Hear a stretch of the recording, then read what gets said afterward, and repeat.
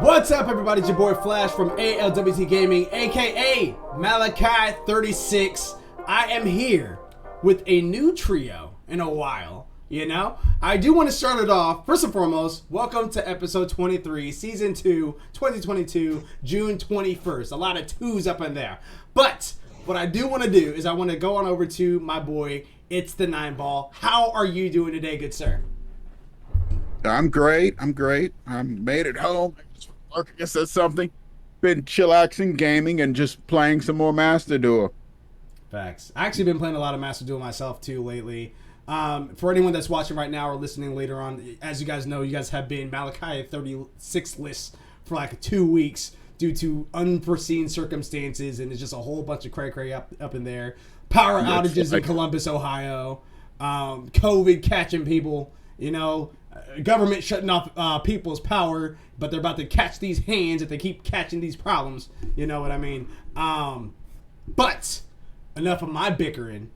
I have to go ahead and go on over to the one, the only, ALWT Live. How you doing today, good sir? What's going on, my man? What's going on? I'm not too bad. I'm just excited.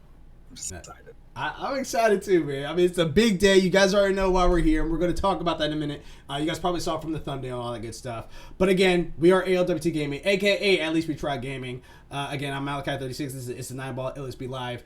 And yeah, we're just really hyped up to talk video games. But before we dive into all of that, if you guys do not know who ALWT Live is, the realest brother on the block, Millie Rock, you know. Who are you? Let's be live. Who are you, and what do you like to do? Like, tell us a little bit about yourself.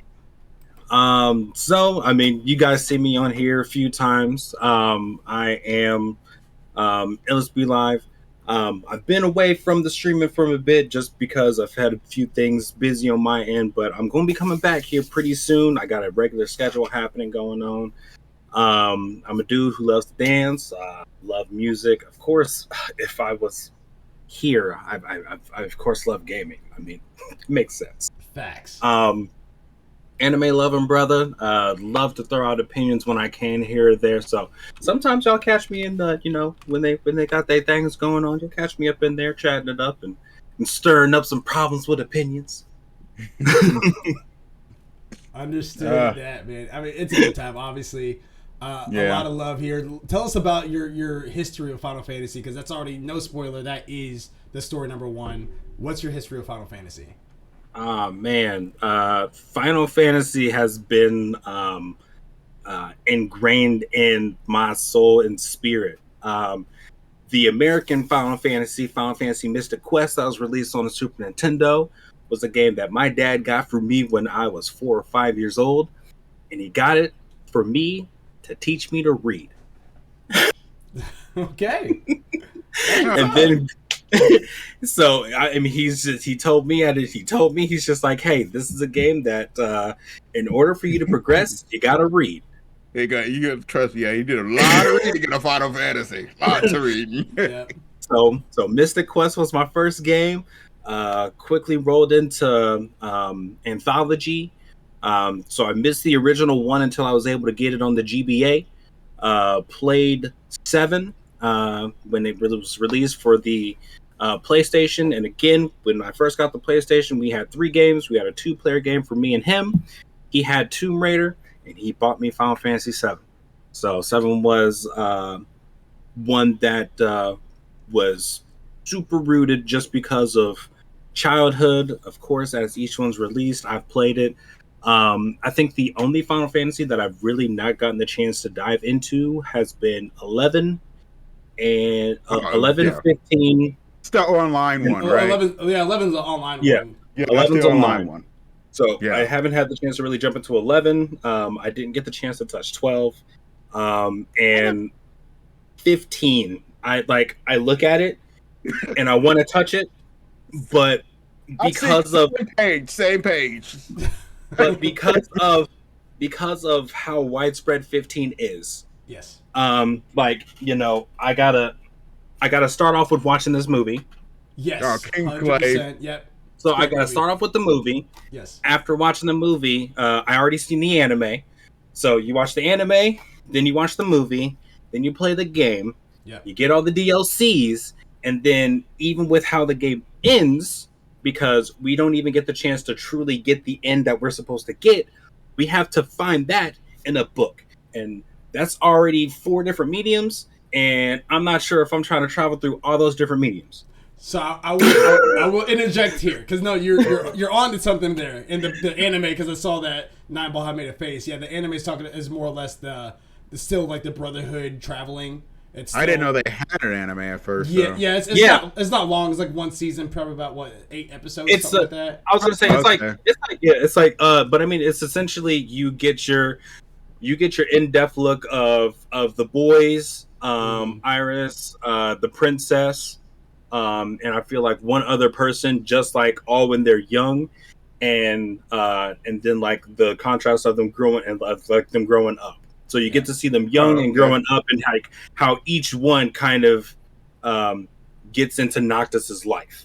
Yeah. So that's really like that story of, okay, this is the symbols of brotherhood that has already been established here, and the reason why they even like kind of start that adventure of like leaving the city. Yeah. Okay. Now, Go ahead. I was about to say, and I will say this. So if you already watched the anime, that's good. Did you watch the movie already? I've not yet. I'm going to. So like I said, like as soon as when I watch the movie, then that's when I'm just gonna have to like dive into like the full 15 journey. So yeah, so if you watch the movie, since you already watched the anime, if you watch the movie and then you play the game, you can stop at the game. You don't have to, you don't have to read the book because of how the game ends. Well, Okay. so with the ending that you get, it is the ending that is I'll easily say this. It's comparable to like how you have 10-2. You have like the sad, the normal, and the good ending. Yeah. You finishing 15 is on like that middle ground of the sad normal. Mm-hmm. And so what they did was they released so what ended up happening was they essentially were having 2 seasons of all the DLC. So you have that one season of DLC that has essentially all of the boys like even older than what they are. Yeah. Then you have episode Ardent, which was the final thing before like the anime, like before that team was just like, okay, we're done. Mm. There was supposed to be an episode Lunafreya, and episode Lunafreya was going to give you the actual full ending that was supposed to be for 15. But that's the book. But now that's the book. Okay. So if you're satisfied with getting like that sad normal, like that BC ending, then 15's ending is right there. If you want to go ahead and get that A ending, now you got to find the book. Gotcha. Wow, it really forces you to do something different for this ending. Most games just like go over to a different quest. You got to go find an entirely different medium.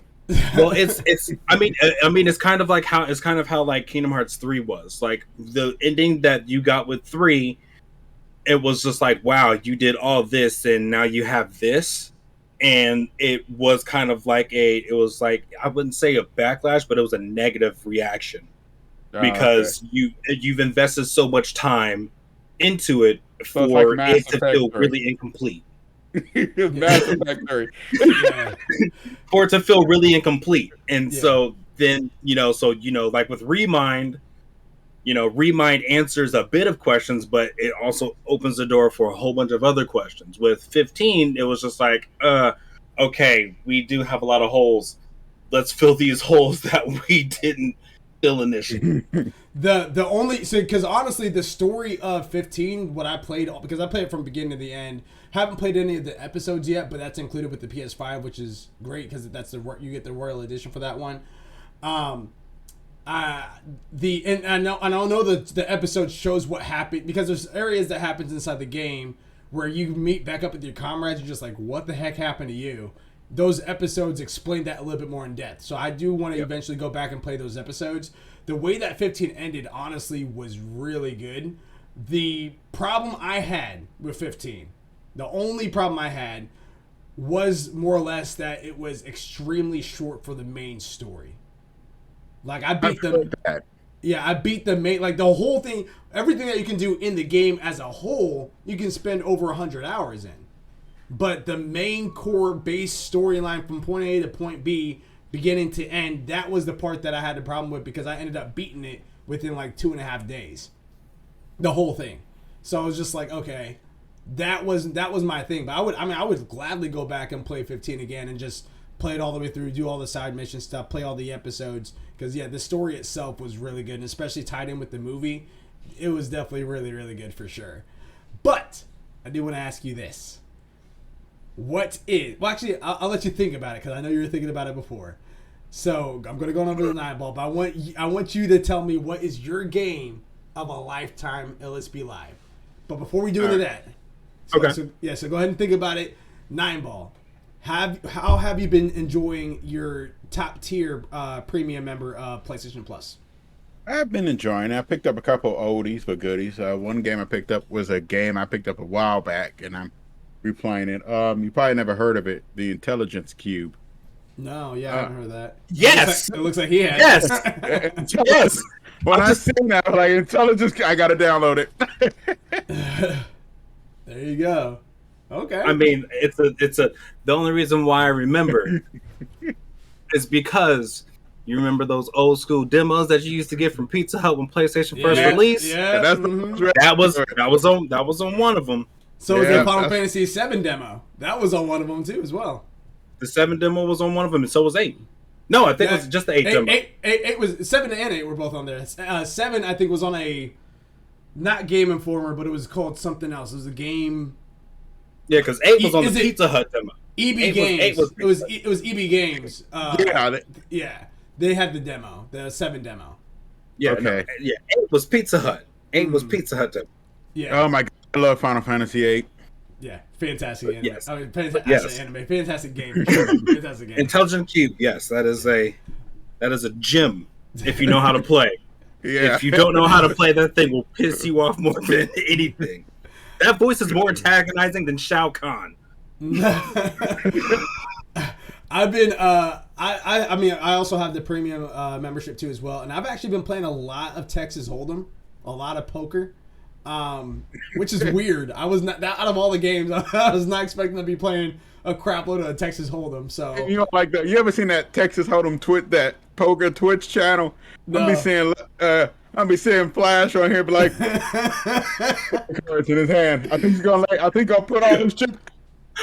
Put all his chips in the middle. So I've been playing. I've been playing a lot of that, which is good.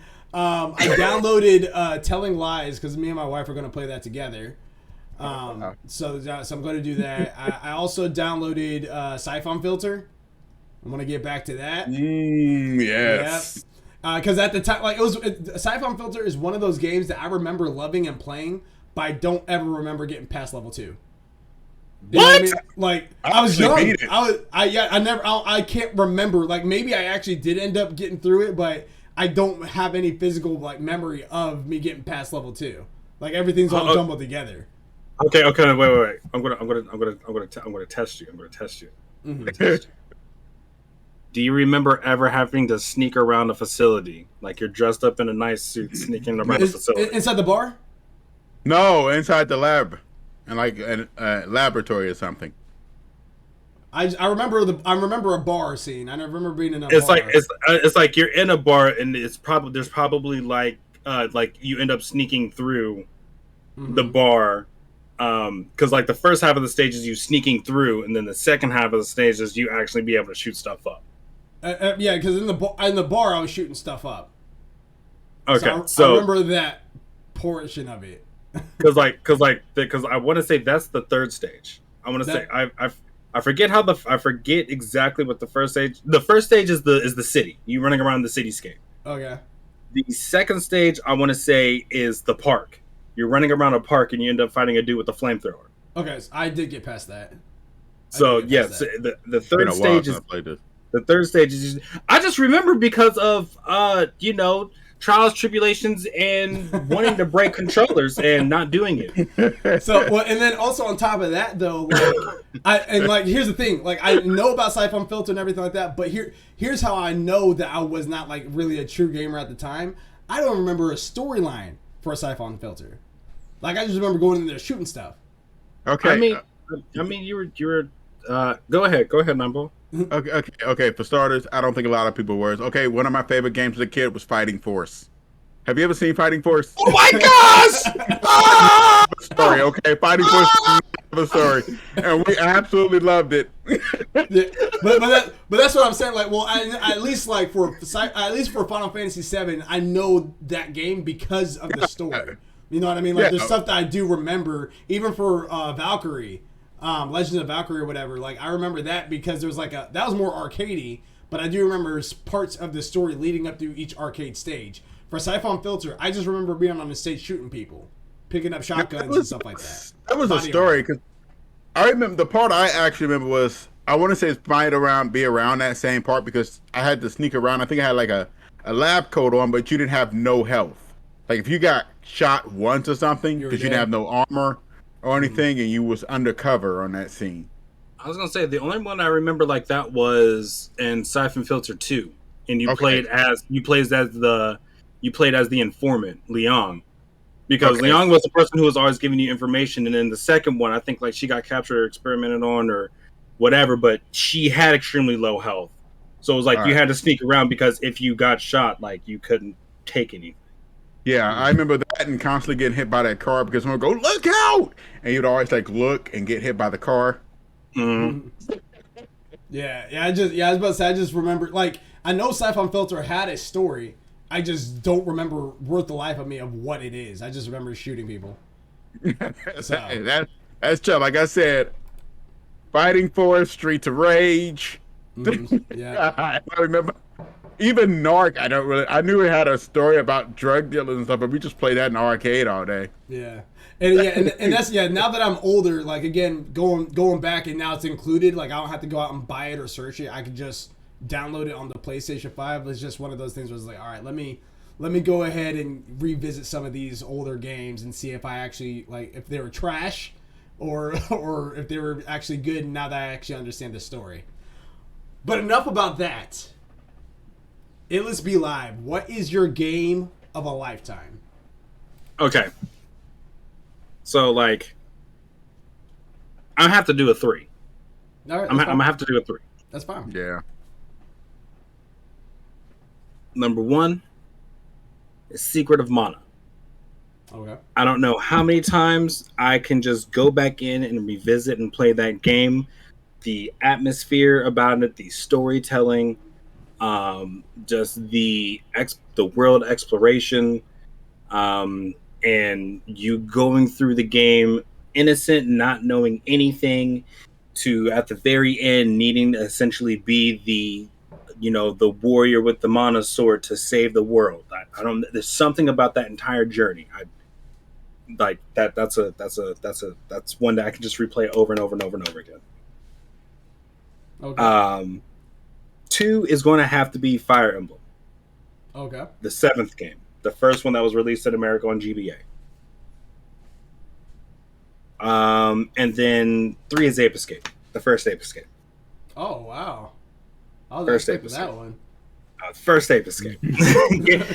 game of a lifetime for me to revisit over and over and over and over again, and just be able to jump in and play.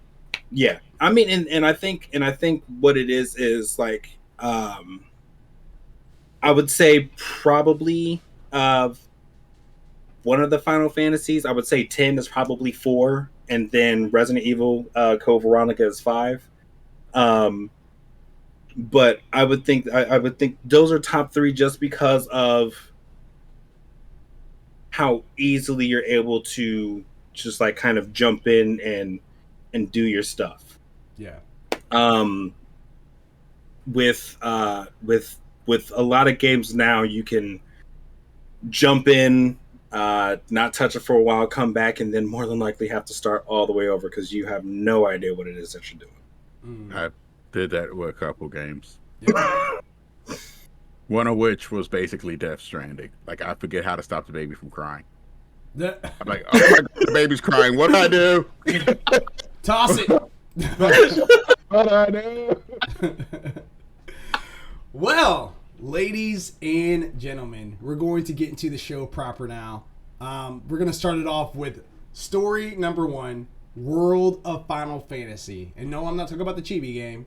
This is just the 3-part section that I want to talk about. So the first thing, it's going to be a real quick one. We're going to kind of breeze over it just because it's more of an announcement than an actual thing. But I do want to talk about it. Jenny Zhang from GameSpot says this in the article. PC players and those with elusive Steam Deck rejoice. Final Fantasy VII Remake Intergrade is arriving on Steam June 17th, so it's out right now. And the Steam page is already live.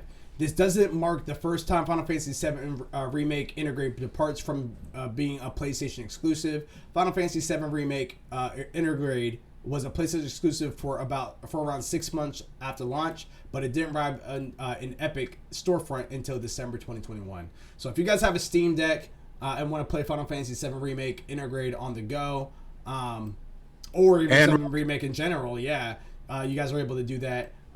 If you guys don't right now, so yeah, it's definitely worth it. I'm in that camp that it was a steal when it was free last March.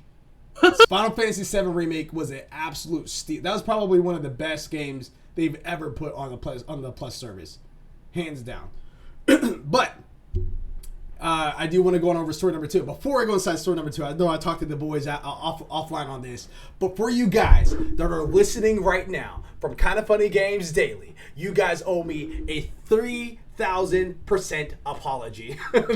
That's all I gotta say. You guys said that was not a remaster for Crisis Reunion. It is a remaster. There might be some things that are in there, but it is ultimately a remaster. I understand remakes and all that good stuff. They have different terms, different meanings. It's not getting the Final Fantasy VII remake treatment to where it's entirely different from the first game. It is literally a remaster, prettier, all that good stuff. Check out Square Enix's page. Check out Kitase-san. All that. You'll find out for yourself. I told you so. I'll be waiting for your apology in my inbox.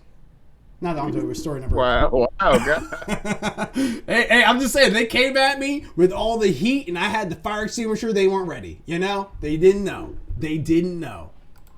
Can't take the heat out the kitchen. And for anyone that did not doubt me, yes, technically it still is a remake because they're remaking the game just prettier and all that good stuff. So it's still technically a remake, but it's not going to get the full Final Fantasy VII remake treatment. That's all I gotta say. Steve Watts from GameSpot says this in the article. The sequel of Final Fantasy VII Remake was shown as part of Square Enix's Final Fantasy VII Anniversary Celebration.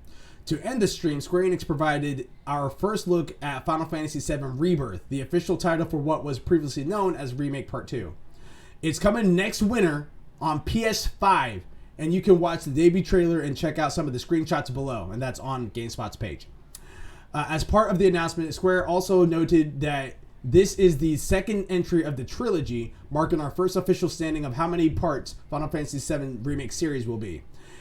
In a statement, I won money. If anyone who doubted me and that it was going to be 3 parts, I'm expecting my bread. I'm expecting my cheddar. I told you it was going to be 3. Shout out your Cash App. Shout out your Cash App name. I told you it was going to be 3. Hashtag ILLUS capital B. There you go. On me, baby. On me. In a statement, creative director Tetsuya Nomura said that development of Rebirth has been, quote, progressing rapidly since we adopted a new development structure, end quote. And some development of the third game is already in progress, too. Producer Yoshinori Kitase said second installment is in the trilogies, often become fan favorites, and, quote, in the same vein, we are aiming to make Final Fantasy VII Rebirth an even more griping and memorable experience than Final Fantasy VII Remake. Sorry, that just hit me.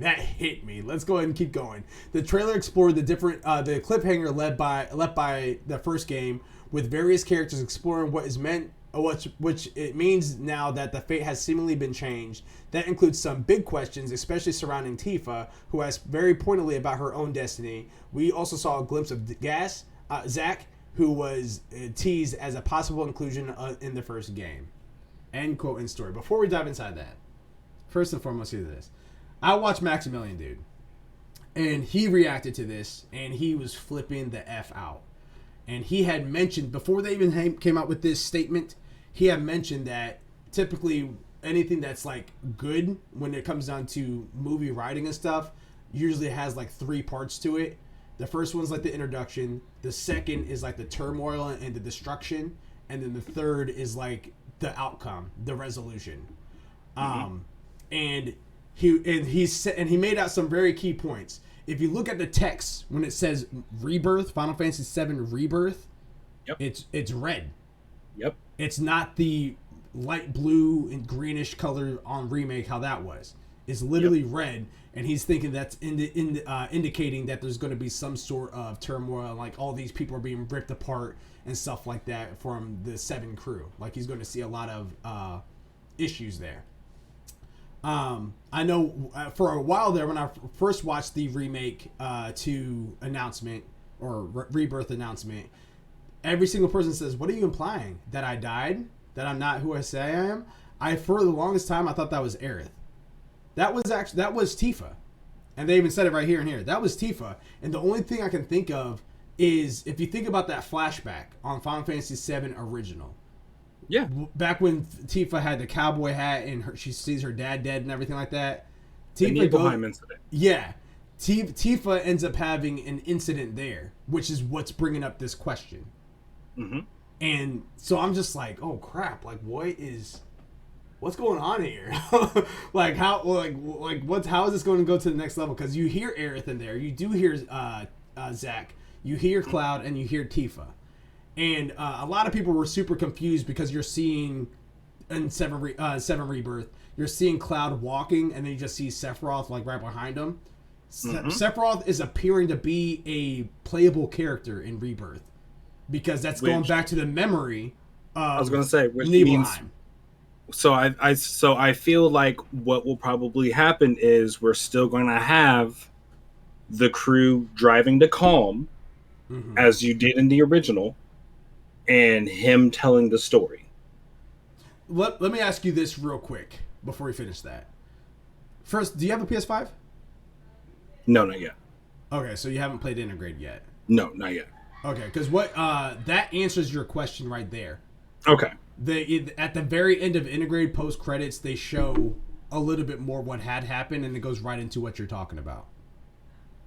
So yeah, so they'll go on the Calm. He's going to tell the story because the story, especially with how you're hearing all the voices, and the way that it shows Cloud and Zack walking together back into Midgar, because I feel like we hear Cloud questioning that Zack was with him, and he's just like, "You were with me 5 years ago. You know, where you been?" And then you hear Zack say, "Well, you know, I felt like I failed you." I thought that was. It sounded like it was Zack. It sounded like Zack saying. It sounded like it was Zack saying. It sounded like Zack saying that I failed you. Interesting. Because if he did survive, it makes sense as to why we don't see him. If his motto, you know, embrace your dreams, and his dream was always to be a hero, he failed being a hero. And with him failing to be a hero, he went into hiding. He failed protecting Aerith. He did his best with protecting Cloud. I wonder, well, so how would he... Now, I mean, we could talk about this, obviously. Yeah. I was about to say, I don't want to dive too much into it, because I know Nightball's still working his way through it, but I do want to talk to you about that as far as failing Aerith, mainly because of how the rest of the story kind of pans out. But I do want to get an outsider's perspective on this. So, Nineball, did you get a chance to take a look at the Square Enix announcement for the Final Fantasy Rebirth? I believe I've watched it. Yeah, I watched a trailer for it. Okay. So, well, first and foremost, if you had to put a hype scale on scale of 1 to 10 that you are for Rebirth, which is coming out not this winter but next winter, where would you say your hype level would be at? It would probably be just 1 through 10. It's probably holding at a 7. Okay. I'm hyped, but I don't. When I jumped into Final Fantasy, I jumped in and started at 8, not 7. Right. I never really played 7. I started at 8, went up to 9, 10. I never played 11. PlayStation 2 died doing 12. Actually going through that one, and then we started playing the Tomb Raider Angel of Darkness, and I think that's what killed it. Then I played and beat 13. And of course, we're going through 14. I have not played 15 yet. I keep starting it, and then I just stop. But I kept trying to go back to 7, but for some reason I can't go back. You know what? It makes sense. 7 original, 7 remake. Original 7. It makes sense because if you think of the graphical difference between 7 and 8, if you started with 8, you actually had people. Yeah. You actually had people. Sort of. Let's say that their people was still kind of generous. No. You had full body figured people that had hands. Mm-hmm. They didn't have hands in 7s. They had little gumball. They had blocks. Yeah. They was blocking it up. Mm-hmm. Yeah, you're right. You're not lying. The only time that we had them full figured was in a cutscene or during battle. Yeah. Yeah. Those were the only times that we had them full figured in 7. In 8, they were them all the way. Yeah. Which is why Ever Crisis might be a good entry point for you, actually, too. Yeah. Because, I mean, I think if I'm not mistaken, I think it's actually, we're going to talk about it here in a second. Let me throw this out there. I believe I played also Crisis Core, because I had Crisis Core. Yeah. No, I didn't. The kids destroyed it. I found it one day, because I had it for the PSP. Yeah. And I found it one day, and the disc was, you had a little shell thing, and it had the disc, but the disc was, like, all broken out of it, and I was like, well... There's that. Go to Valkyria Chronicles. just in case. This is a movie for the PSP. Yep. That's what we talk about. Mm-hmm. Yeah. For our audio listeners, for our audio listeners, if you guys go to our YouTube, you'll see that's literally like a CD, and it's encased inside of a white outline of another case, almost like a stand. I still got my PSP actually, and I got my Vitas over there. The PSP I think is on top over there. Literally just silence says, why couldn't I be present for this? About to head to band practice.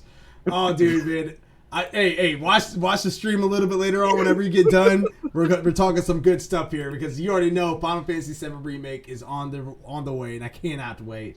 I do want to jump aside the last portion of the Final Fantasy, and I want to throw it back to you, Nineball. Cameron Coach from GameSpot says this in the article.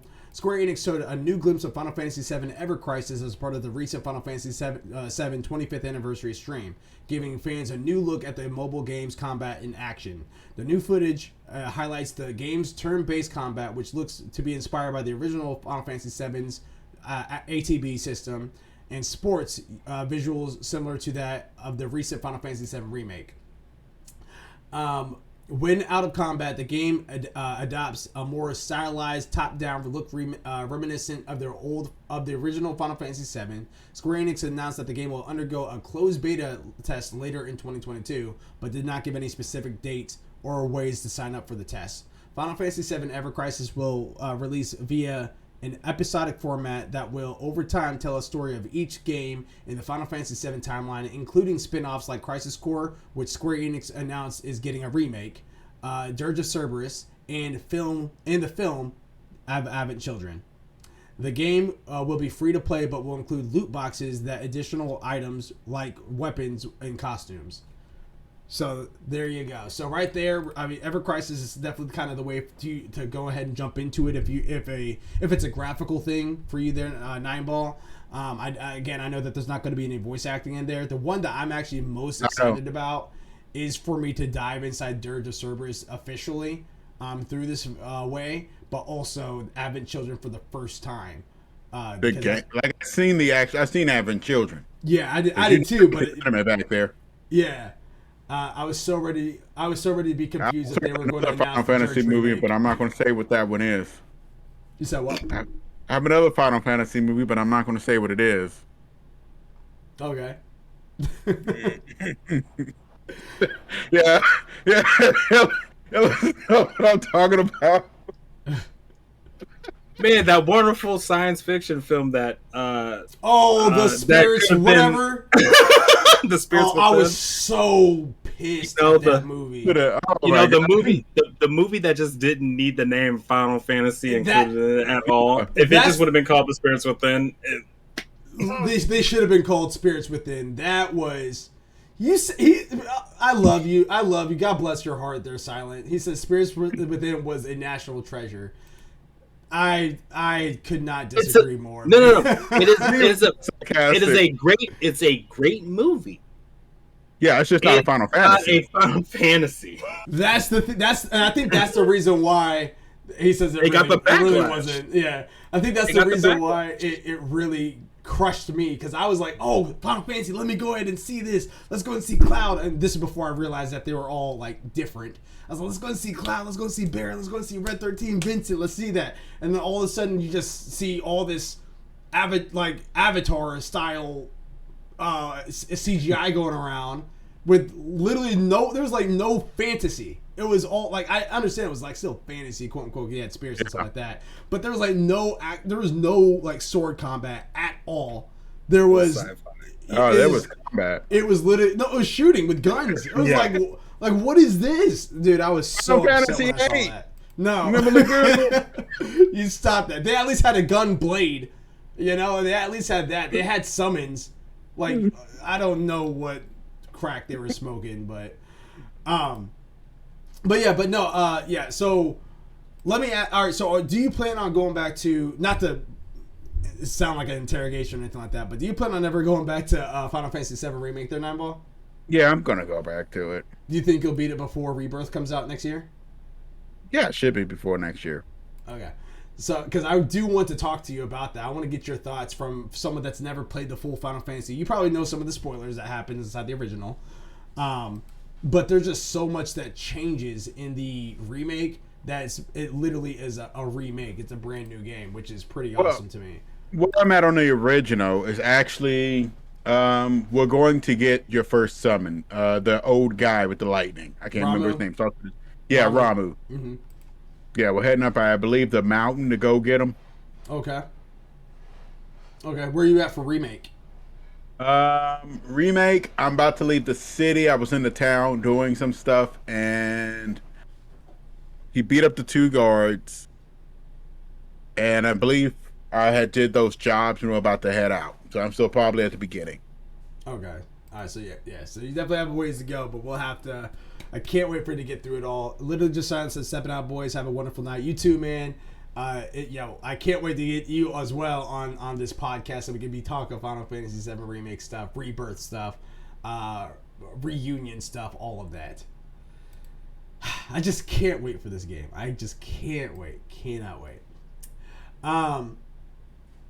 So, with that being said, make sure you guys are checking that out. Again, we're going to have more details about that as it's coming out. This winter is going to be the Crisis Core reunion, and it's going to be on everything.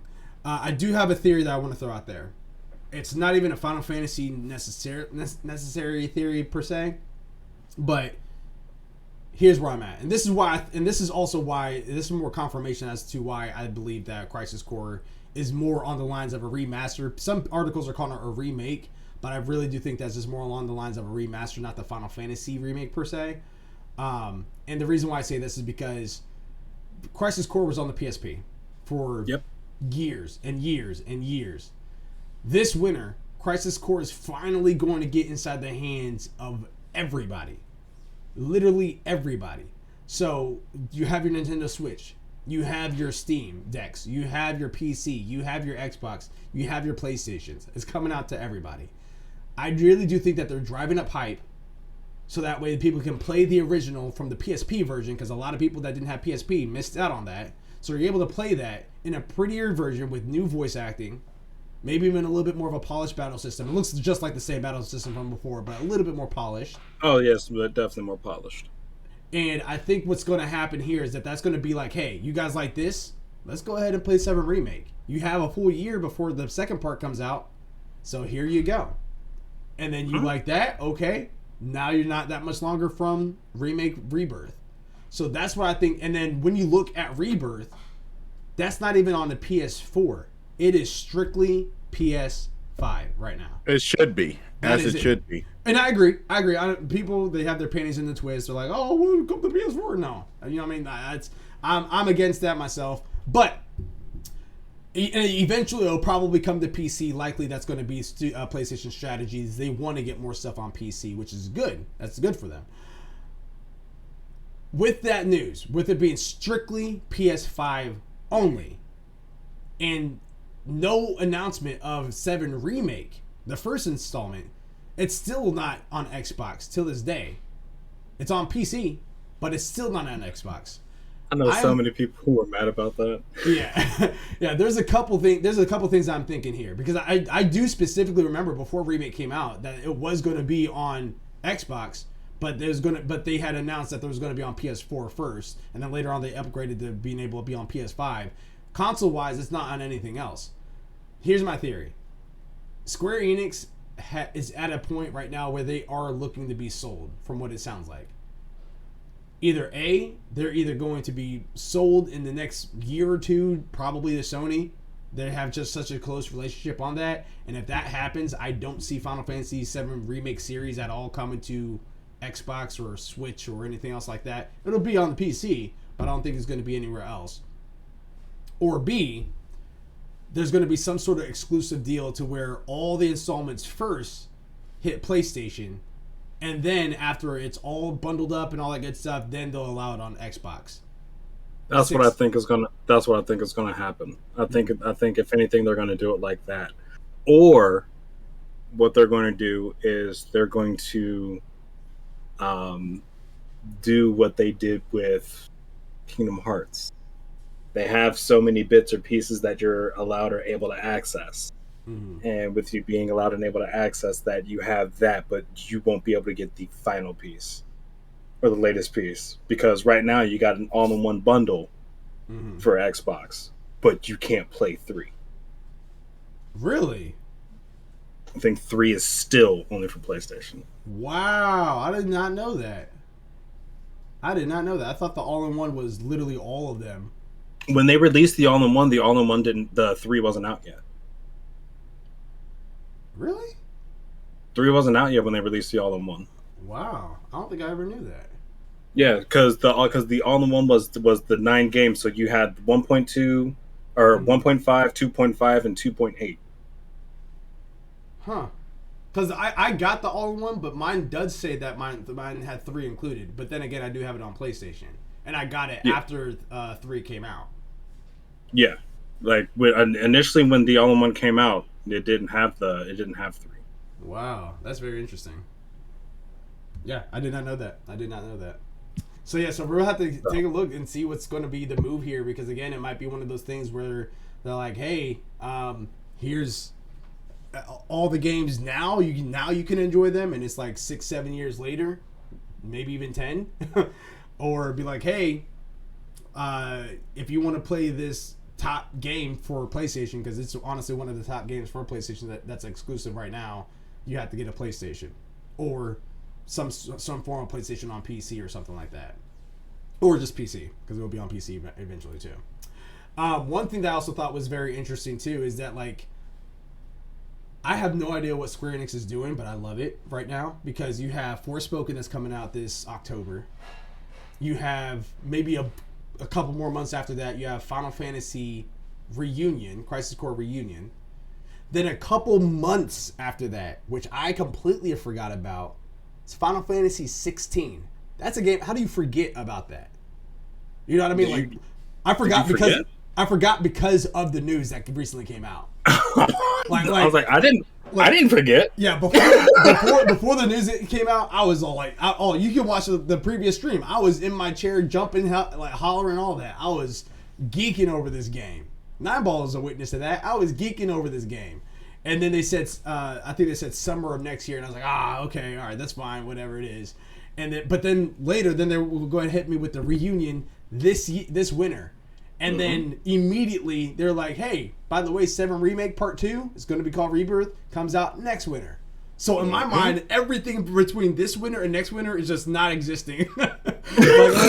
It was just like, what? But then when I after the hype was over for me for a second, and I stopped and took back at it, I was like, holy crap, 16 is going to be getting released next year within that same window as Final Fantasy VII Remake, or same year I should say, as Final Fantasy VII Rebirth.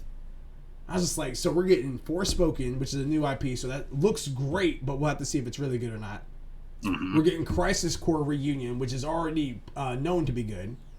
Then we're going to get Final Fantasy 16, which is already had a whole hype behind it. Again, new IP, but it looks great.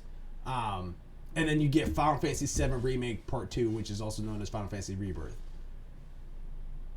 Like, I have no idea how this is going to... Like, this just looks absolutely fantastic to me. This whole setup just looks fantastic. I'm loving what Square Enix is doing right now. I just hope that they keep doing that momentum up. Now. Exactly. Yeah, because I think once they start finishing up a few certain projects, then once they're sold, there's probably going to be things that are just exclusive to Sony. Because I mean, the way they've been working themselves out is, especially with like their exclusivity, is they'll keep it, with Kingdom Hearts 3, they'll keep it with solely PlayStation for like a year or so, or a year and a half, and then it gets and then it finally is able to get released on the other platforms. Yeah, and just like with the remake. Remake is out for solely the 4, and then we get Integrate for the 5, and now the 4 is being able to be on PC. Yeah. Now that it's going to be able to be on Stream Deck and everything else. Mm-hmm. When did that come out originally? Because I know it actually on PC, it actually launched on Epic first. Yeah, it came out. Yeah, well, not Integrate. Integrate, I don't think actually. But Final Fantasy VII actually launched. It came out a year later. Yeah, on Epic. Yeah, I didn't know when it launched on Epic though. Yeah, it came out for PS4. Final Fantasy came out March, April of 2020, and then a year later, probably for March, April, around April, May, it came out on PC for Epic, as you stated. And then later on, Integrate came out for PS5. Well, that was the same year that they ended up be like, hey, Integrate's coming out. So Integrate came out for PS5. And later because on to PC. Yeah, because what they did, because the smart thing that they did, because that's when 7 was free on Plus, and 7 was free on Plus because last year in March, because Integrate was going to be released not too much longer later. I'm looking it up right now. 7 Integrate release on PC. April 2020. Yep. Wait. That's not right. No, it's not, because that's when Final Fantasy dropped in general. So let's see. Yeah, that's when it came out in general, and it did not launch on PC at the same time. Let's see. PlayStation original game.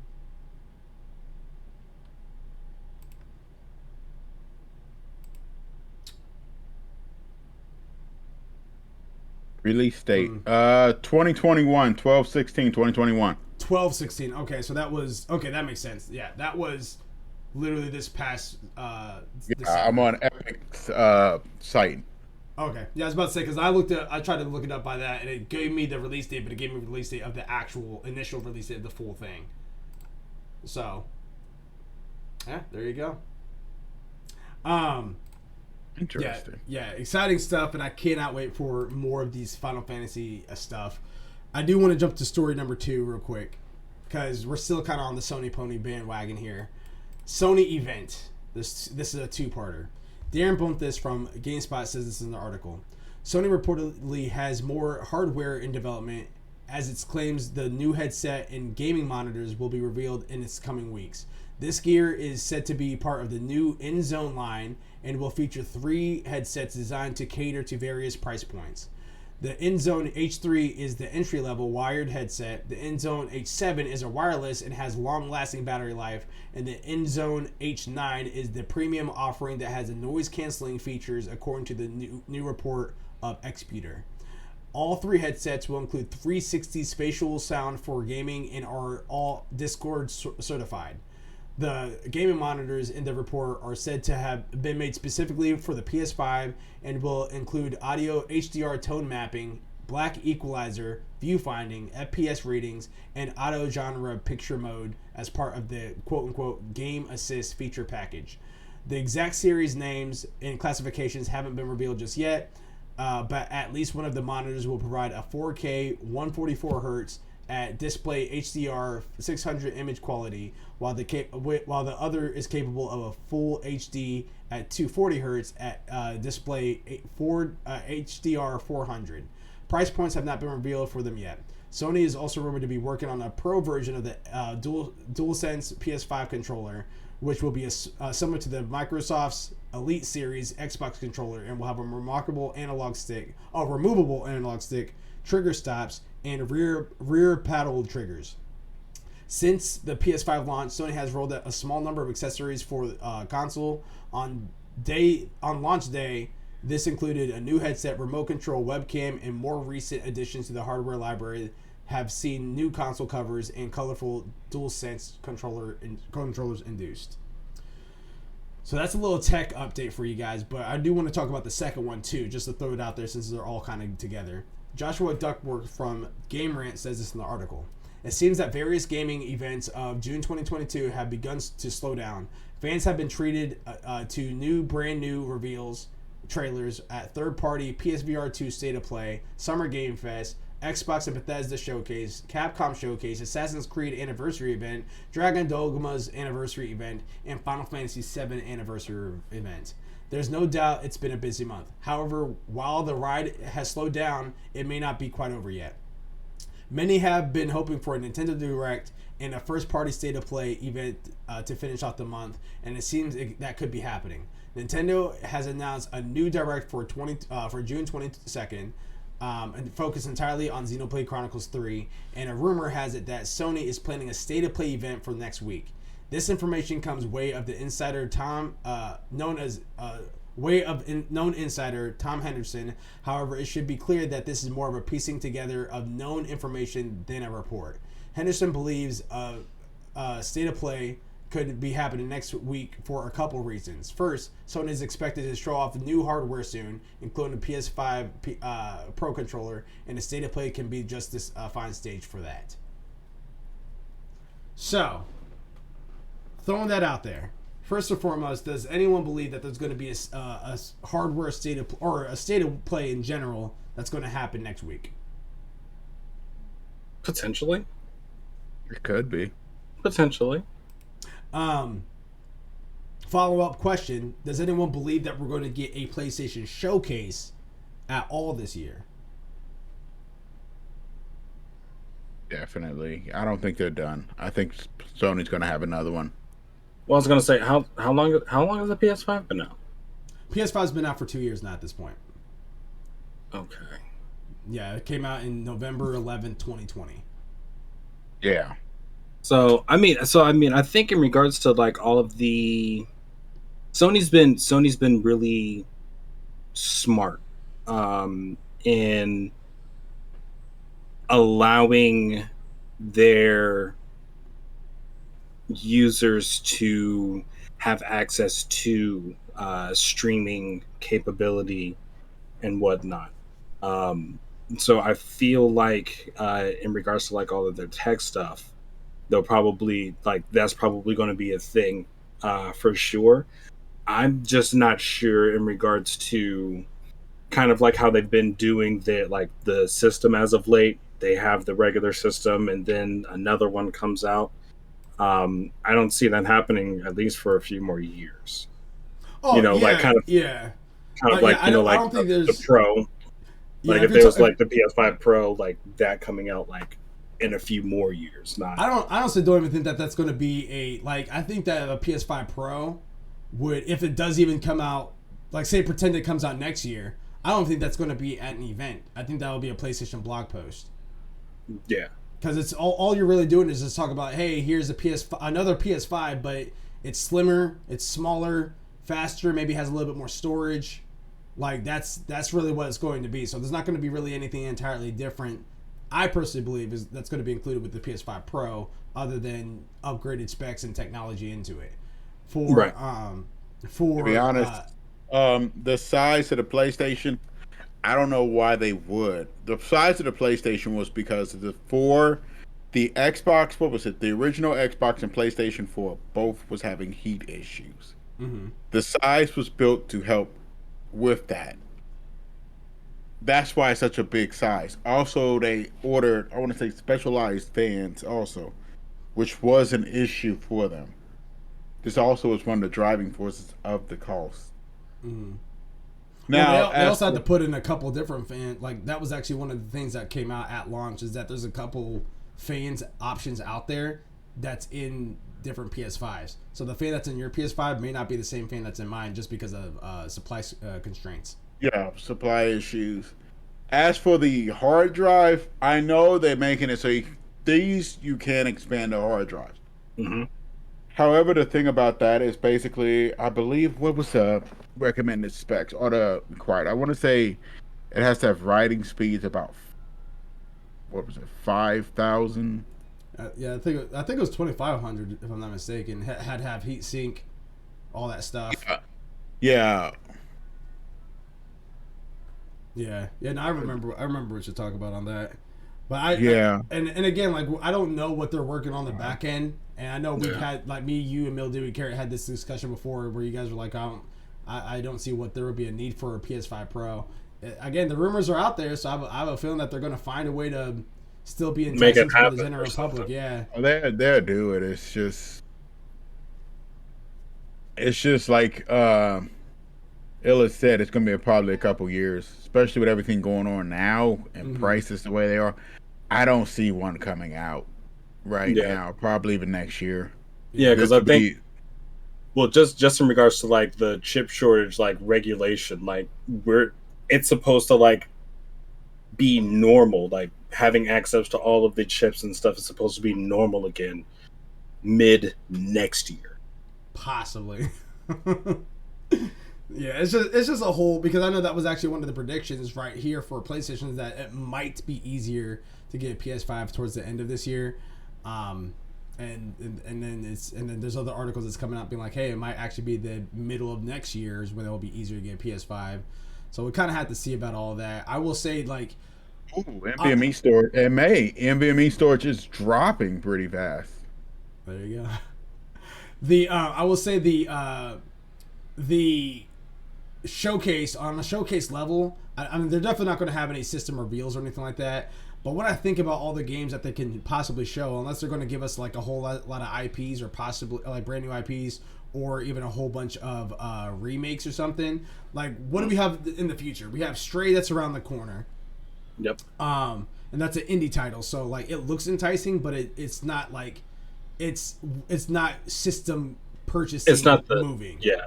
So what we have in the future, we have God of War still. That's slated for this year. Yep. So we still have God of War. We have Wolverine, which we already know is far out in development. We have Spider-Man 2, which is slated for next year, so we might see something like that. And then there's other, like, I know Capcom, we showed one of Capcom's thing, which was the what was it called? The Pragmata. That was shown at PlayStation Showcase last year. So there's a couple things that's out there, but I just don't know if they're going to have enough to have a full-fledged showcase and be like, yo, this is why you guys need to get a PS5 right now. This is our big dog right here. This is whatever the case is. Like, I think that the past state of play that they recently had was definitely the best state of play they've ever had in their life. That was a really good state of play, and it got me hyped up for a couple games. But as far as showcase, that's what I'm looking forward to, but I don't know if we're going to get that. Like, we're in June right now, which is typically the E3 time period. Last Last year they didn't stay to that cadence, which is fine. They still came up with some good stuff. But I'm still looking. I mean, I would love for them to have the Bouncer remake. I would love for them to have. Yeah, don't do that to me. Don't do that to me. I would love for them to show off a Power Stone 2 Bloody Roar remake. You know what I mean? Like, I would love for those games to show up here. But I just don't. Legend of Dragoon. Legend of Dragoon remake. Yeah, like I would love to see stuff like that. But that's the only way I can kind of see a showcase kind of happening. Get a Silent Hill remake in there. I mean, we talked about it quite a bit on the show. And there might be a Silent Hill remake. We'll see, but shoot, with them doing the remake of 4. Yeah, Resident Evil. Mm-hmm. Yeah, Resident Evil and Silent Hill. I believe 4 is out to purchase. I can't remember if 3's out. 4 remake because 4 remake comes out next year. No, I'm talking about Silent Hill 4. So okay. Yeah, that I can't tell. Recently relaunched on GOG. I need someone to pick up that Parasite Eve IP. Yes, give me a remake of Parasite Eve. Yeah, we'll see. Give me. One of the things that was on the NVIDIA leak that is still I'm waiting for is the Final Fantasy VIII remake or Final Fantasy IX remake. Yes. That was it. It was the Final Fantasy IX remake was on the NVIDIA leak, and I'm still waiting for that game to come out because Street Fighter 6 was real, Kingdom Hearts 4 was real. Like a lot of that stuff is real and is showing through. And yeah, like I said, the NVIDIA leak still has Final Fantasy IX, which I cannot wait for. You said it was like a show or something coming out on that.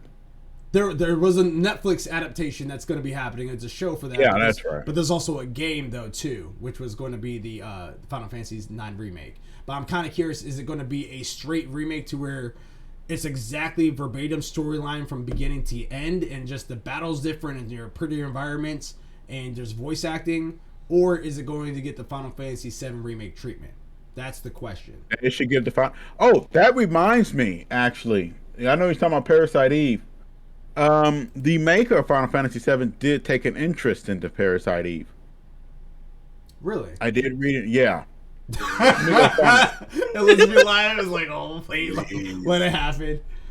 I mean, Parasite Eve is such an underrated gem. It's such an underrated gem. Like people, like when the games were coming out, it was Resident Evil, Silent Hill, and Parasite Eve. And Parasite Eve was like on the bottom end of the other two. Yeah.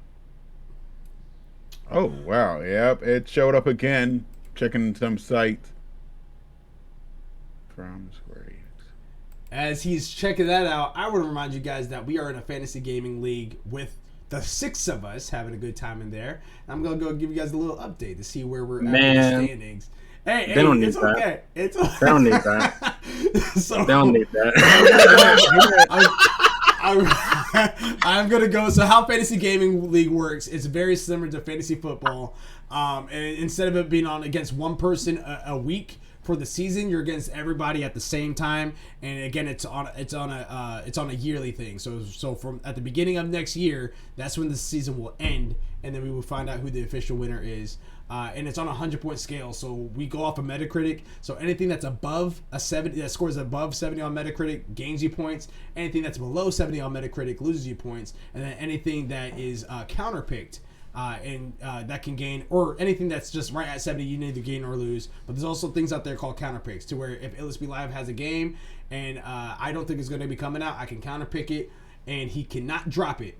The caveat to that is if it comes out and it does great, he gains those points like normal, but then I lose those points because I had it as a counterpick, didn't believe in it.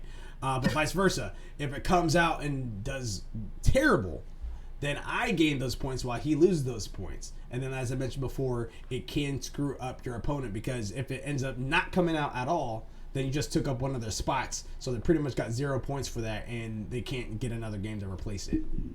So here's what we are at right now. Moga is in first place. Make Ohio great again.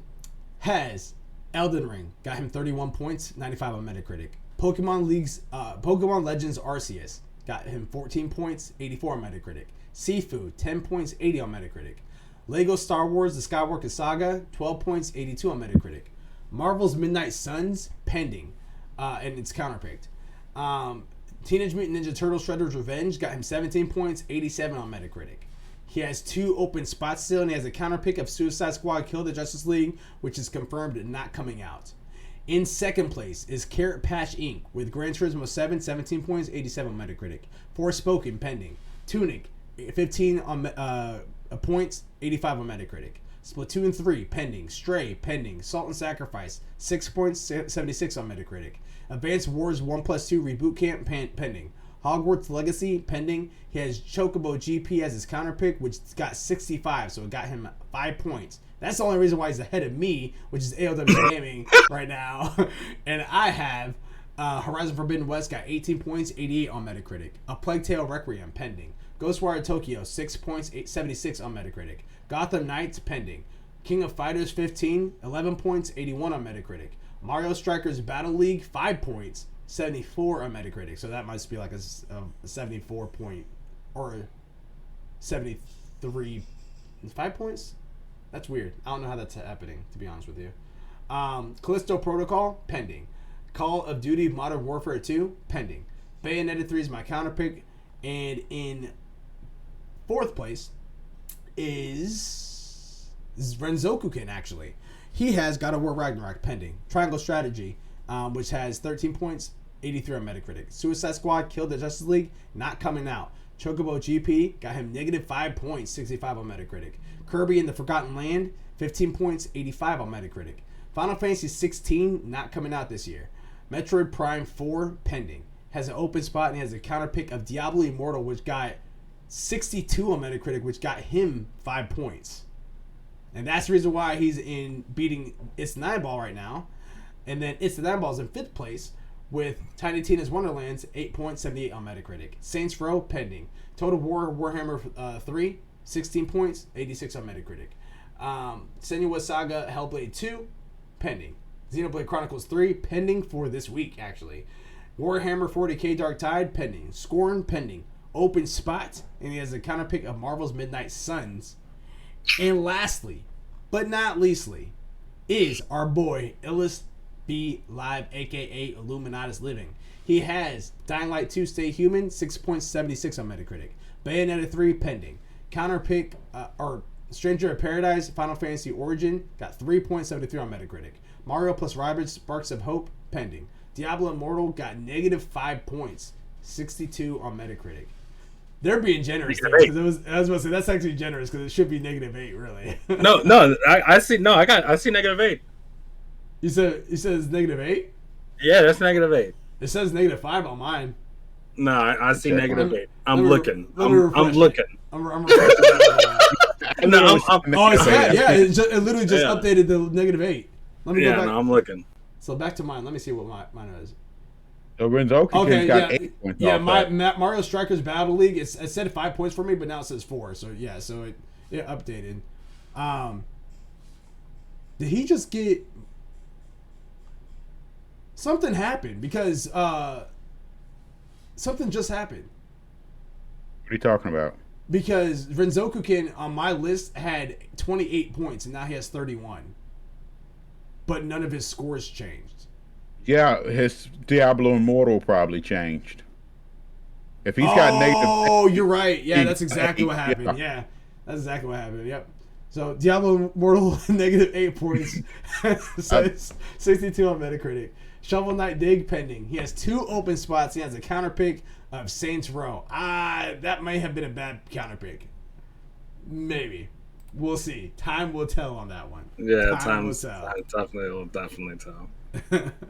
I'm not reining in anything at all on this one. Like, I had some good stuff in, like, Ohio better be glad that he came in last in the last one, because he is blowing some stuff out of the water this time. I mean, he came guns blazing. Now, here's the thing, though. Honestly, Mildewy Carey has a lot of games that's still coming out, so he can reclaim that throne spot. All of Ohio stuff is almost all out. True. So that's the difference. Plus, he has Elden Ring, which is a great pickup for him. Oh, man, yeah, it was. Yeah. So, story number 3. Xenoblade Chronicles 3 Direct. And this one's going to be kind of a quick one. If anyone has any comments here on it, of course we'll talk about it. But this is more or less just for your info. Eddie Macick from GameSpot says this in the article. Nintendo has confirmed plans to hold a Nintendo Direct briefing this week, but it's not the events that some might have wanted or expected.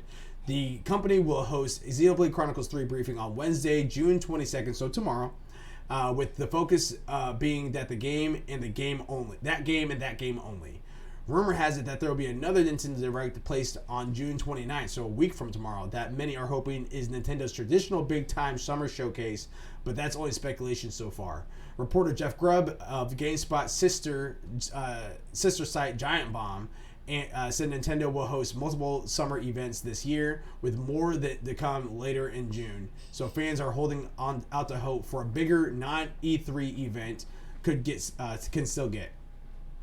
As for what to expect at this week's Nintendo's Direct, viewers can be afford to look for about 20 minutes of information about Xenoblade Chronicles 3 for Nintendo Switch. Quote, Nintendo. This is Nintendo's tweet. Tune in on June 22nd at 7 a.m. Pacific time, so 10 p.m. Eastern Standard Time for us, for a live stream Xenoblade Chronicles 3 Direct presentation featuring roughly about 20 minutes of information about the upcoming RPG adventure of #Nintendo Switch. Anyone, I know Nineball doesn't have a Switch. I have a Switch, but I haven't played the first two Xenoblade Chronicles. Does this do anything for you there, LSB Live? It does and does not. I also do not have a Switch, but Xenoblade Chronicles was one of these series that I have wanted to play expeditiously. Like it would be that and Three Houses, and I want to say Rise, Monster Hunter Rise. I think those would have been like the three games for sure that I would have wanted to pick up immediately with getting a Switch. Just because of the story, the characters. It has a feel that reminds me of Star Ocean and a bit of Final Fantasy at the same time. Yep. There you go. Story number 4, which also ironically is Skate 4 reveal. Adrian Morales from Game Rant says this in the article. Ever since its reveal at EA Play 2020, fans have been wondering when they would see the next long-awaited fourth installment of the franchise. According to a new report, it may not be too long before Skate 4 is fully revealed, as EA plans to showcase the game as soon as July, so next month. At the time of Skate 4's official announcement, fans only received the confirmation of the game's existence as it entered its early stages of development. Since then, news surrounding the game has been mostly silent, except for a brief behind-the-scenes trailer where various developers and prominent skateboarding pros reiterated that they are "quote-unquote" working on it. EA has been notably absent from the recent gaming industry events like Summer Game Fest, but today's news indicates that the company has something to share very soon. Anyone excited for Skate 4? Not really. But let me rephrase. I actually like the skates. It's just I'm not really into skating games right now. I think when it comes to a lot of those, the driving force that we had back in like early 2000s because I mean, if you think about it, the skate games don't have that big of a push. Tony Hawk 1 and 2, Pro Skater 1 and 2 was simply because of nostalgia, and those two were the best skating games, at the time. Because I mean, if that's the case, where's the Dave Mirra BMX biking and Sean White, all those? Yeah, like I don't think those are gonna. I don't think it's not that I don't believe in it, but I think like it's open for a very niche audience. Agreed, because I mean, if you look at Riders Republic, like that came out, and I haven't heard a single person talk about it. I was brilliant. Absolutely, no, I'm just kidding. Yeah, that was an Ubisoft game, and it came out October of last year. I played a little bit of the beta and I did enjoy my time playing that. But that was the extent of it. Like it's Steep is another one. That one has an audience for it too as well. And I haven't heard anything about Steep for a while now. So I don't know. It's just one of those things where like I own Tony Hawk Pro Skater 1+2, the remaster or the remake, depending on how you want to look at it. And it is something that I do enjoy playing from time to time. But it's literally just a goof off, mindless game. You're just playing, no story to it, which is fine. There ever had to be a story for Tony Hawk, stuff like that. This one's another quick one, just an announcement. Dragon Dogmas 2 is real. Gabe Gerwin from GameSpot says this. Capcom officially announced the long-awaited Dragon Dogma 2 during the special 10th anniversary celebration for the original game. The announcement was made by director Hideaki Itsuno. At the conclusion of the celebration, through only a logo of the game that was shown. It's in development, but but how far along it happens to be a mystery. The logo was shown on a person's shirt. We don't see any gameplay. We didn't see anything about Dragon Dogma. I played the first Dragon's Dogma, and for me, that was my early stage of like almost like a Souls-like style game. It's not Souls-like, but that's the closest thing that I was confused of where to go. I didn't have any direction. I really wasn't tied to the story. I did like the fact that like if you had an NPC person that you created, then you can hire them into my party. So there's like cross co-op in that way. And then on top of that, like say if you are taking your person, like say you created, I don't know, a Midamaru, and you take a Midamaru onto this journey, you're fighting this boss, you finally beat him. If I hire a Midamaru on my side, and I'm about to go ahead and fight that same boss, he'll shout out what he has learned from your fight into my game. So that part was something that was really cool. He might be like, shoot the wings, and then he's just like, oh, okay, that's what you gotta go for. But if I didn't do that and I jumped into it, they're just like, oh man, this guy's too tough. What do we have to do? Like there's confusion there, but they actually do take that AI intelligence and bring it on over to your game if your NPC that you hired was in that fight before. Okay. So that's one of the things that was unique about Dragon Dogma. I don't know if they're going to bring that inside Dragon Dogma 2, or if they're going to allow you to actually do co-op in Dragon Dogma 2, because that was one thing I felt was kind of missing.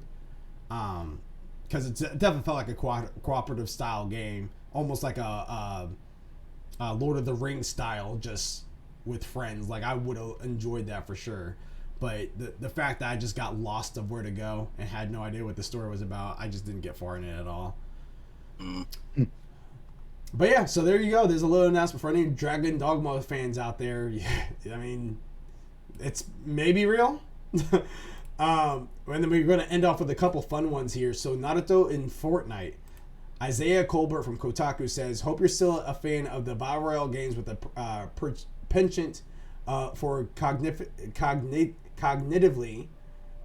dissonant crossovers because Epic Games has announced that the more Naruto characters are airdropping their way into Fortnite. Itachi Uchiha, Orochimaru, Gaara, and Miss Uzumaki herself, Hinata Hyuga, will be coming to Fortnite's item shop. The event starts June 23rd and will run until July 7th. So for you Fortnite Naruto fans out there, good time to be alive. Digimon Survive. Marcus Stewart from Game Informer talked about this. Digimon Survive makes its way to stores in July, and a new English trailer gives fans a gameplay overview for the visual novel meets strategy title. The story centers a protagonist, Tokuma Momozuka, and a student who was on a school camping trip where he and his friends find their way into a digital world. Each finds a Digimon partner, and with Tokuma befriending Agumon, and must find a way back to their world. The game's drama unfolds in a visual novel style, and the players can use a cell phone to scan the environment for hidden clues. Combat adopts a turn-based strategy format complete with a grid battlefield. The video also shows off evolution chart displaying the Digivolution paths your critters can take. And then we got 3 more here for you guys. And I want to talk. I'm going to save this one. I'm going to save this one for the end because I do want to take a look at that Game Informer list from 2023. Coder 2 not coming to Switch. Alex Cranes from The Verge says this. Plenty of games have launched in an unfinished state, but it's rare to see a port of games first released in 2004 to be so buggy that people who buy it can't actually finish it. On Twitter, game developer Aspire admitted it was aware that Star Wars KOTOR 2 was currently impossible to finish when it was played on Switch. Aspire's bread and butter is porting beloved games, so you would think it would know better than to ship something so busted. KOTOR 2 launched on Nintendo Switch June 8th, 2022, so it came out to Switch 13 days ago. And as fans have picked it up and begun to play, they have noted a bug made it impossible to get past the cutscene about midway through the game. That is sad. That is sad. Yikes. And then the last bit before we look at this list of 2023 games, Prime before I'm improvising here. Prime before Prime Day. So Jay Peters from The Verge says this in the article. Amazon is planning to offer more than 30 free games to Amazon Prime subscribers as part of its Prime Day festivities. Beginning June 21st, ahead of Prime Day, Amazon will make more than 25 games available to claim for free, including Metal Slug 2 and 2 King of Fighter titles. During the actual Prime Day event, which takes place July 12th and 13th, Amazon will offer some bigger titles. Perhaps the more notable is Mass Effect Legendary Edition, a remastered version of BioWare's acclaimed sci-fi RPG trilogy. But Amazon Prime subscribers will also be able to claim 2 racing games, Grid Legends and Need for Speed Heat, as well as 3 Star Wars games, Star Wars Jedi Knight, Jedi Academy, Star Wars Jedi Knight 2, Jedi Outcast, and Star Wars Republic Commando. In addition to free games, Amazon will also be offering Luna controllers for its Luna Cloud Gaming service for $39.99, a $30 discount off the controllers, usually $69 price. That promotion will be available June 21st at 1 a.m. Eastern Standard Time until July 13th. Real quick, if you have the Luna controller, are you able just to start playing, or do you still have to get Luna? You have to have Luna, I think, and a controller. You don't have, I believe Luna's streaming, so I don't believe you need like a box or anything. Yeah, you don't need a box, but I was just kind of curious about that because I have Prime membership and I have a Amazon credit card, and if I could get a controller for $40, then let me give you a reminder. Anybody remember this? You remember this? Anybody remember this controller? Don't say that don't say that's Stadia. It's Stadia. Okay.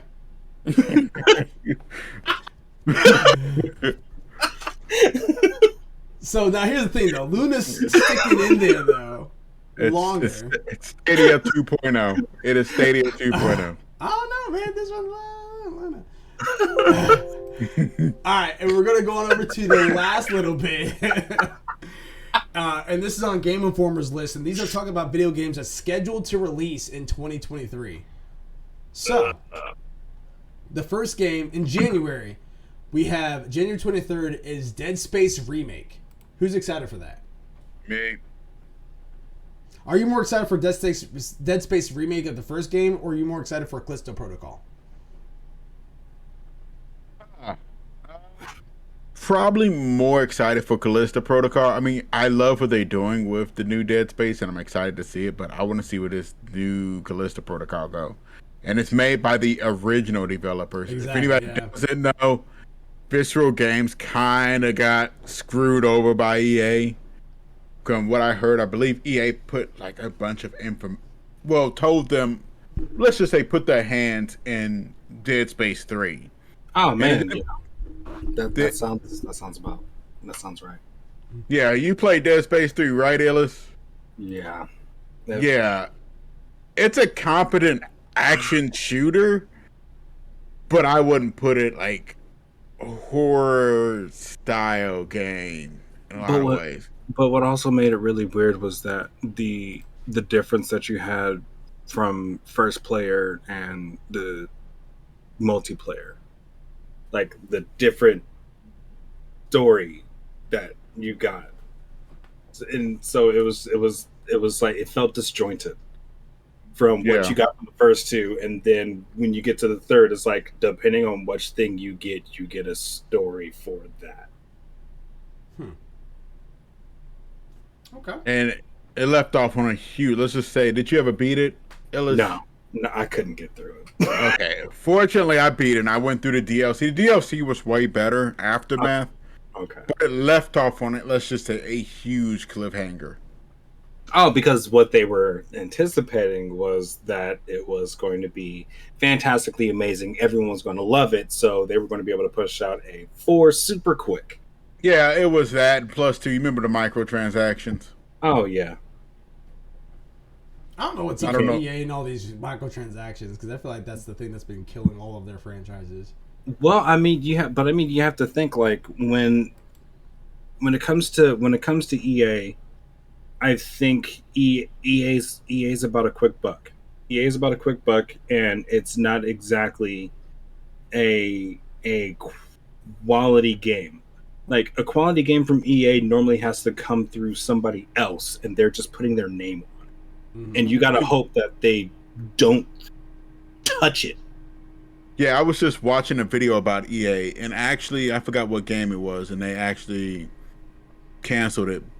I can't remember the name of it, but they mentioned another game. They mentioned Apex Legends, because actually, originally, EA wanted to charge you to buy Apex Legends, but Respawn Studios adamantly refused to do that. That was stupid when Fortnite's already been out for a while and doesn't charge you. Yeah, Apex Legends refused to do that. They wanted to charge you for Apex initially, and it fell apart. I can't remember who I was watching about that, but I want to say it was Gamers. Or was it Nerd Slayer? I can't remember which one. But they were talking about that. It was talking about the death of a game, but they wanted to charge initially. Respawn stood their ground and refused to do it. There you go. Heroes. Not all of them wear capes. Yes. Very true. Yeah. March 24th, Resident Evil 4 remake. I know you guys are excited about that. I'm now getting the chance to see the video for it. Yeah. I'm actually excited. Well, okay. I'm still reserved. Okay. I'm still reserved. Like I like what I've seen so far. It's not that it's Ashley. It's it's everything that 4 brought. I mean, essentially, it is 4 was the cornerstone and the reason why a lot of shooters are the way that they are now. Resident Evil 4 was that reason. Yeah. And Resident Evil 4 has been continuously pushed and coming out and pimped out as bad as Skyrim. Like, legit. So, for me, it's with everything that they're updating and bringing to the table, because 2 and 3 have been remakes. There's been stuff that they have changed that they didn't, that, you know, was left out. Like in 3, a lot of people weren't as satisfied with 3 because of how short it felt. But at the same time, you have to think with original 3 still had its Resident Evil elements. The remake now makes that game an urgent game because you're being chased. Nemesis is on the hunt for you. So they had to change that to reflect it. And with the original 3, they don't have what they have now. But a lot of people didn't like that they made 3 a linear game when technically that's what 3 should have been. Mm-hmm. You don't have time to solve puzzles and, you know, to go across from this place and that place when you have the literal zombie with a rocket launcher chasing you. like you don't have that time. And so the way they did 3, I was satisfied with it, but they took out certain things from it. especially the I want to say especially the iconic clock tower scene, because the clock tower was essentially the point of Jill getting infected, Yeah. and that kind of caused the stir for, the reason why five was able to be done, because Okay. going by that, there's like a little excerpt of Jill, like, the DLC story of them going through the mansion, and that small fight that you have with Wesker, Chris, and Jill launching herself out, the window on Wesker. Well, Wesker, of course, recovered. Jill, of course, recovered. But because Jill had been infected and the virus suppressed and just being able to live within her, he was able to use that to create other stuff. So now, so like, yeah, the clock tower scene's gone, but it's like that's been changed. So if something that major has been changed, what's going to now change within 4? Will that now further influence a change in 5 and 6 if they do go out of their way to go ahead and remake those? I still need Code Veronica. Code Veronica should have been first. 3 questions for 4. First question: can you move and shoot? It looks like it. Okay, yeah, I'm definitely leaning toward yes. Second question: is the shopkeeper still the same? We gotta keep. If you don't have the shopkeeper, that dude was about as iconic as the main character. Dude, what are you buying? What are you selling? I got nice things on sale for you, stranger. Wow. Thank you. What's your third one there, Nineball? Will they make Ashley smarter? Oh yeah, they gotta fix that AI. And they probably will. They had to protect Ashley. She would like run to like the dumbest corners. You see getting carried like, oh my god, I gotta run over there and save her, don't I? Do I really want to? I guess I got it. If I want to beat this game, they gotta fix that AI. They gotta fix that AI. So those are the only 2 games that's actually, at least on Game Informer's calendar, those are the only 2 games that actually have like a release date. Everything else is to be announced, and I'm going to go through them. So as I say them, if it's a game that you're excited for, make some noise. Alan Wake 2. Oh, yeah. I loved Alan Wake 1. Aliens Dark Descent. Arc 2. Baldur's Gate 3. Chants of Sinar. Cocoon. Coffee Talk. Go ahead. Cocoon is... Oh, God, I'm thinking of that 80s movie. I don't know. It literally just says Cocoon, Xbox Series X/S, Xbox One, Switch, and PC. Hope it's not that 80s movie. Coffee Talk Episode 2, Hibiscus, and Butterfly. Disney Dreamlight Valley. Dorgon. EA Sports PGA Tour. Earthlock 2. Aiden Chronicle 100 Heroes. Eternights. Woo! I'm excited for that. Everspace 2. Exo Primal. I'll give it like a smaller woo like that if I have people to play with. Final Fantasy 7 Rebirth. Woo!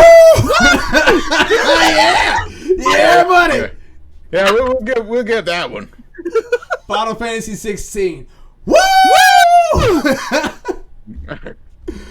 Flintlock, The Siege of Dawn. I'm trying to be a little bit quiet because my wife's upstairs watching TV. Forza Motorsports. Gunbrella. Hell is Gunbrella. Us. Yeah, I don't know. Switch and PC. Hyperlight Breaker 2. Hyperlight Breaker. Hightail. Kerbal Space Program 2. Layers of Fear. Leap. Yeah. Definitely Layers of Fear? Yeah. All right. That looks kind of interesting. Lightyear Frontier. Marvel Spider-Man 2. Yeah, buddy. Woo! Yeah. Mina the Howler. Oh, the Hollower. Minecraft Legends. My time as Sandrock. 9 Souls. Off the Grid. Payday 3. Pragmata. Five people to play with. I give a little ant for Payday 3 because I'll play with you if you get it. I have Payday 2. Pragmata. Yeah, I'm going definitely Pragmata. It looks interesting. That's nice. Prehistoric Kingdom. Redfall. I'll give it a little whoo. Replaced. RoboCop Rogue City. I didn't know they was making RoboCop stuff anymore. Yeah, it's PC directly. Huh. Stalker 2 Heart of Chernobyl. Yeah. Skate Story. Star Wars Jedi Survivor. Starfield. I'll give it woo. Yeah. Street Fighter 6. Woo! Yeah. Suicide Squad Killed the Justice League. Woo! Yeah. Chia! Who? It's Chia. TCHIA. That was a weird PlayStation 1. That was the one where you can turn into animals and stuff as you're like, oh, it was weird. Test Drive Unlimited Solar Crown. The Invincible. The Last Case of Benedict Fox. Legend of Zelda Breath of the Wild sequel. Yeah. Texas Chainsaw Massacre.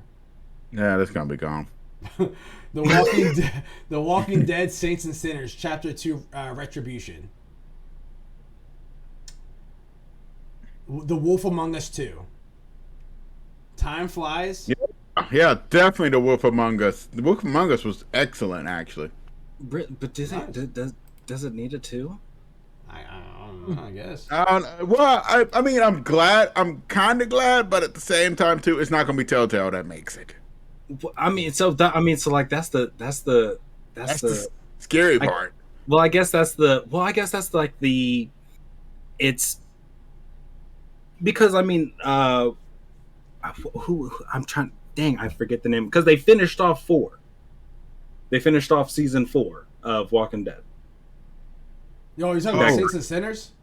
No. The Telltale series, like because like they ended on like the chapter 2, and then like the other team ended up picking it up and finishing it off. So Ad Hoc Studios, and it's going to be published by Warner Brothers. The Wolf Among Us? Yeah, Wolf Among Us 2. Okay. I'll give it a woo. I'm giving it a I'm not giving it anything because I don't even know what it is. Time Flies. When you're having fun. V Rising. That's already out, isn't it? Well, V Rising? Yeah, I thought I got that on PC already. Says PC is coming soon. Yeah, I'm pretty sure I got V Rising already. Let me see here. Game Informer V. No, it says release date 2023. You might be thinking of a different V. I got a V something. I just bought it. Yeah. Yeah, literally, Stunlock Studios is the publisher and developer. It's an action game. It looks like it has to do with vampires. Yeah, I'm pretty sure I bought it already. You may have pre-ordered it because if it says PC, that's the only thing it's coming on, and it says 2023. Unless you somehow have it on something else. It says you can buy it now on Steam. I see that. Let me see if it'll let you. Early access. So you can buy it. It looks like you can buy it now for early access, maybe, but it doesn't come out until next year. Yeah, I got it 20. It's $19.99. Oh, this is okay. So this may be an early. Yeah, it's an early access. Okay, it makes sense now. All right, it's making sense. I was like, what? I'm pretty sure I bought this. Yeah, the release date on Steam, it says May 17, 2022, but it's because it's early access. Yeah. So there we go, mystery solved. Valheim on PC, because I guess that's still technically early access, but it also says Valheim for Xbox Series X and Xbox One. Yeah, that's a big woo. And then Wolong Valin Dynasty. I'll give it a woo because I'm excited for this one. It actually looks very interesting. It's going to be very interesting. So, guys, ladies and gentlemen, that has been our ALWT Things Gaming episode 23, season 2, with me, It's the Nine Ball, on our special guest. What's up? So, I was just doing some quick reading, just before we go. Okay. So re-watching the Ever Crisis. Okay. Just to dial back really quick. Rewatching the trailer. The first thing that it says is a possibility for a remake, or possibilities for a remake. So it's still going to go through the stories, but the thing that it really the opportunity that brings up, especially at the very end of the trailer, is a specific character now finally actually being important. Okay. Do you know who I'm talking about? I think I know who you're talking about. He's essentially the Sephiroth of Crisis Core. Yes, I know exactly what you're talking about now that you said that. I was thinking of a different way of one of the games that I haven't played, but now when you said he's essentially the Sephiroth of Crisis Core, I know exactly 100% who you're talking about now. Yes, because at the very end, at the end trailer, it shows Sephiroth, and then like the way it cuts, the way the hair looks, it's still silver. Oh, yeah. Okay, I know exactly what you're talking about, because I was wondering that, because it looks like a young Sephiroth. It looks like a young inside the trailer. Yeah, it looks like it's potentially a young Sephiroth, or that is just a look that is covering that character. Or it could even be... go ahead. Well, the only reason why I say that is because you can't forget they're the same. They're not the same project, but they're the same project. They were both born from the same thing. So who's to say that those cells could not, or he found a way to actually make those cells perfect? Because if you remember, his was imperfect, and he was trying to find a way to make them perfect. Yeah. And going through that entire span of that Crisis Core to Dirge, because at the end of Dirge, Weiss calls out to him. Mm-hmm.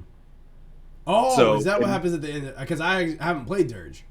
Yes, at the end of Dirge, after you fight Weiss, he calls out to him because the order of the way, because I talked about this with somebody, the way the order of everything was, the original 7 came out, we got the movie. After we got the movie, we got Dirge. After we got Dirge, we got Crisis Core. Is that how that worked? Yes. Let me take a look at, because Advent Children came out before Dirge. Yes. Advent Children came out. No. I know that Advent Children came out before Dirge, but Advent Children came out before Crisis Core. That's the part that I have a hard time believing. Crisis Core 7. No. Yeah, Crisis Core was after Dirge. Release date. There we go. Alright, so it came out September 13, 2007. That's when I graduated high school. And Dirge of Cerberus came out in 2006. But now now it just comes down to Advent Children. I mean, you might be on this. 2005. Wow. Literally a year right after each one. So they're just so close together. So I think it's a way to make that character important again. There you go. Yeah. Ever Crisis may be a way to make that character important again, because the only reason why that character was even a thing is the person who sung the main theme for Dirge of Cerberus Redemption. Mm-hmm. The singer is named Gact, and that character was essentially made for Gact because Gact voice acts that character, I believe, in the Japanese version of Dirge. So you have Weiss who's calling out to that character. Mm-hmm. Well, now you have a reason. Why is this character important? Now you have Crisis Core, which now shows the importance of that character.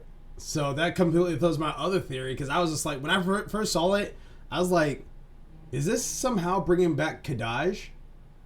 Like, that's what I was thinking. I mean, that's what a lot of people were saying, is like, could it be one of the remnants? Yeah. But But now the that you're only saying reason all this, that makes a lot more sense. the only reason why I don't think it's one of the remnants is because of that. Because even within the Ever Crisis trailer, they, just like in the Crisis Core trailer, they go to that one key moment of a specific person missing during battle. You might be onto something, my dude. You might be onto something. Yeah, So, we're gonna talk a lot about that. When the reunion happens, we gotta talk about it. We gotta get Nine Ball fully caught up, so he'll be in on the loop too and give his thoughts.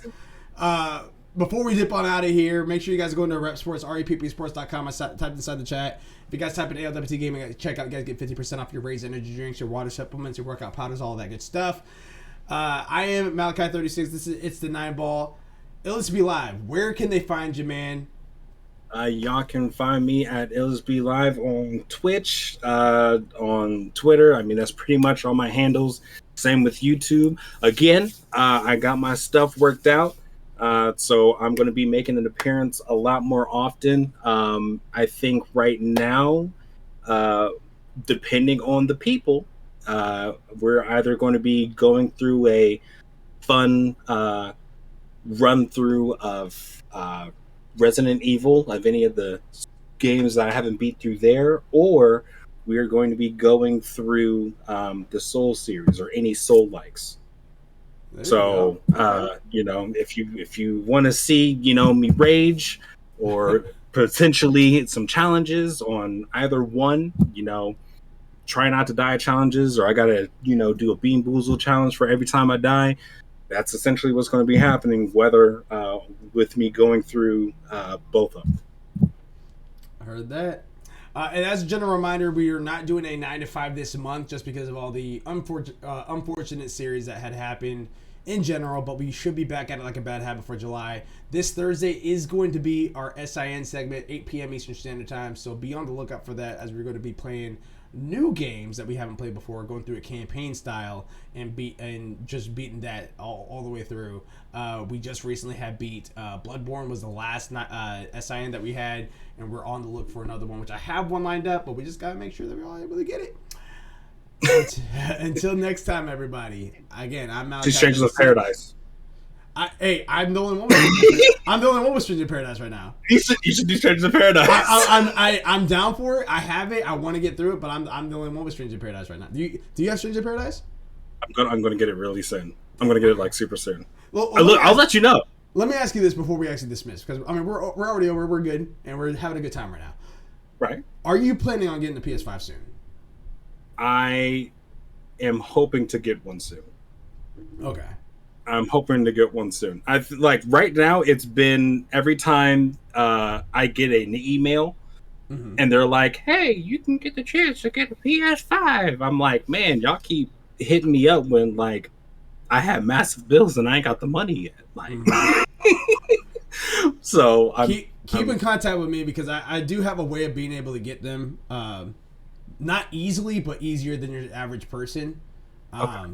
And Nine Ball can contest to that. Mildew can contest to that. I just have a way. I don't know how I'm able to do it, but I'm able to do it. Got connections. Got the touch, man. Got the touch, literally. But if you're like, when you're really like, you're ready to get one, you're like, yo, I got the money, set it to the side, Killer Cam, hook me up. I got you. Okay. I feel like Malachi, he goes to Sony himself and just picks one up. I get this one off the table. I got a friend that wants it. Yo, look, he's the merchant. He's the merchant of the PS5s. Hey, He's the merchant. I'm just saying, I gotta give a shout out to whoever just gave the anonymous play of the Titanic flute, because I was not expecting that. That was hilarious. So, shout out to you, whoever you are that's watching right now. We appreciate you guys. We love you guys. Like I said, this Thursday is going to be our SIN segment, as we're going to be playing through a new game. It may just be me and it's Nine Ball, because Mildew and Carrot unfortunately is not feeling the greatest at the moment, which is why he's hence not with us on this podcast. But hopefully prayers and wishes go out to him, and hopefully next Tuesday when we talk about more video game news and updates, you guys are able to see his lovely face on stream. Until next time, everybody, Control, Alt, League. peace, love, and hair grease.